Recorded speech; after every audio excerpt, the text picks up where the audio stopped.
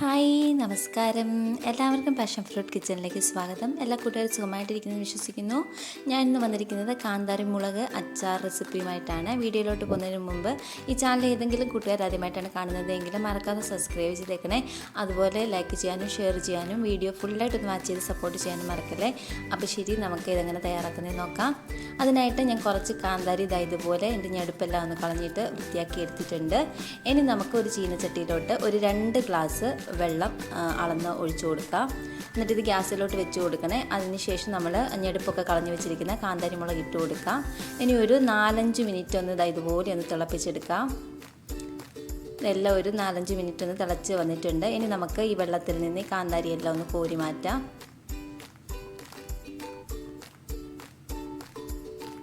ഞാൻ കാന്താരി മുളകെല്ലാം ഇതുപോലെ ഒന്ന് കോരി മാറ്റിയിട്ടുണ്ട്. ഇനി ഈ ചീനച്ചട്ടിയിലോട്ട് വേറെ വെള്ളം എടുക്കണേ. ആ വെള്ളം കളഞ്ഞിട്ട് അതിനകത്ത് തന്നെ 2 ഗ്ലാസ് വെള്ളം തന്നെ നമുക്ക് അളന്നൊഴിക്കാം. അതിന് ശേഷം നമ്മൾ ഒന്ന് വാട്ടിയെടുത്തിട്ടുള്ള കാന്താരി ആ വെള്ളത്തിലോട്ട് ഇട്ട് കൊടുത്തതിന് ശേഷം ഒരു 1.25 ടേബിൾ സ്പൂൺ അളവിൽ ഉപ്പ് ചേർത്ത് കൊടുക്കാം. എന്നിട്ട് ഇത് നന്നായിട്ടൊന്ന് വറ്റിച്ചെടുക്കാം. ഈ വെള്ളവും ഉപ്പും എല്ലാം നന്നായിട്ട് ഒന്ന് വറ്റി വരണം. ഈ ഉപ്പെല്ലാം ഈ മുളകിലോട്ട് പിടിച്ച് കിട്ടാൻ വേണ്ടിയിട്ടാണ് നമ്മളിപ്പം വെള്ളത്തിൽ ഉപ്പിട്ട് കൊടുത്തിട്ട് ഇതുപോലെ ഒന്ന് വറ്റിച്ചെടുക്കുന്നത്. നല്ല എരിവുള്ള കാന്താരിയാണ്. അപ്പം നമ്മൾ അതിനനുസരിച്ചിട്ടുള്ള ഉപ്പൂടെ ചേർത്ത് കൊടുക്കുകയാണെങ്കിൽ നന്നായിട്ട് കാന്താരിയിലൊന്ന് പിടിച്ച് കിട്ടും. ഇതുപോലെ എല്ലാം ഒന്ന് വറ്റിച്ച് എടുത്തിട്ടുണ്ട്. ഇനി നമുക്കിതൊന്ന് വേറെ പാത്രത്തിലോട്ടൊന്ന് മാറ്റി കൊടുക്കാം.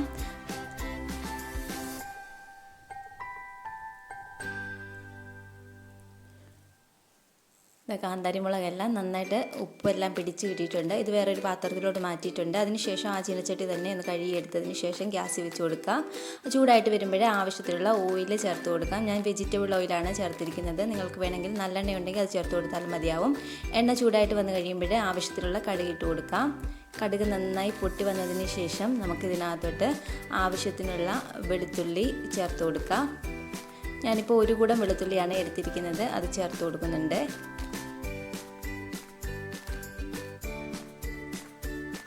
ഇനി നമുക്ക് ഈ വെളുത്തുള്ളിയുടെ കളറൊക്കെ ഒന്ന് ചേഞ്ച് ആയിട്ട് വരുന്നത്ര സമയം ഒന്ന് വഴറ്റിയെടുക്കാം.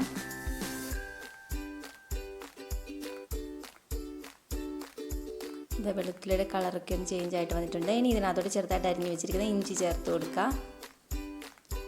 ഇനി ഇതെല്ലാം നന്നായിട്ടൊന്ന് ഫ്രൈ ആക്കിയെടുക്കുക.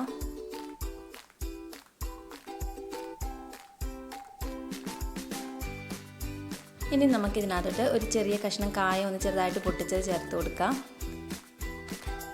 ഇഞ്ചിയും വെളുത്തുള്ളി ഇങ്ങനെ ഇട്ട് കൊടുത്തിരുന്ന കായമെല്ലാം നന്നായിട്ടൊന്ന് മൂത്ത് വന്നിട്ടുണ്ട്. ഇനി ഇതിനകത്തോട്ട് ആവശ്യത്തിനുള്ള കറിവേപ്പില ചേർത്ത് കൊടുക്കാം. ഇനി ഇതെല്ലാം ഒന്നുകൂടെ ഒന്ന് മൂപ്പിച്ചെടുക്കുക. ഇതെല്ലാം നന്നായിട്ടൊന്ന് മൂത്ത് കിട്ടിയിട്ടുണ്ട്. ഇനി ഇതിനകത്തോട്ട് ഞാനൊരു ടേബിൾ സ്പൂൺ അളവിൽ കാശ്മീരി ചില്ലി പൗഡറാണ് ചേർക്കുന്നത്. ഒട്ടും എരിയില്ലാത്ത മുളക് പൊടിയാണ്.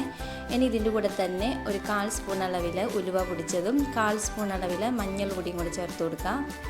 ഇനി ഇതെല്ലാം നന്നായിട്ടൊന്ന് വഴറ്റിയെടുക്കുക. ഇനി നമുക്കിതിനകത്തോട്ട് ആവശ്യത്തിനുള്ള വിനാഗിരി ചേർത്ത് കൊടുക്കാം. ഇപ്പം നിങ്ങൾക്ക് ഗ്രേവിയൊക്കെ ആവശ്യമുണ്ടെങ്കിൽ വെള്ളം തിളപ്പിച്ച് ആറിച്ച വെള്ളം ഉണ്ടെങ്കിൽ ഈ വിനാഗിരി ഒഴിച്ചു കൊടുക്കുന്ന സമയത്ത് തന്നെ ഒന്ന് ഒഴിച്ചു കൊടുത്തിട്ട് നന്നായിട്ടൊന്ന് തിളപ്പിച്ചെടുത്താൽ മതിയാവും. ഞാൻ വിനാഗിരിയോട് ചേർത്ത് കൊടുക്കുന്നുണ്ട്. ഇനി ഇതെല്ലാം നന്നായിട്ടൊന്ന് തിളപ്പിച്ചെടുക്കാം.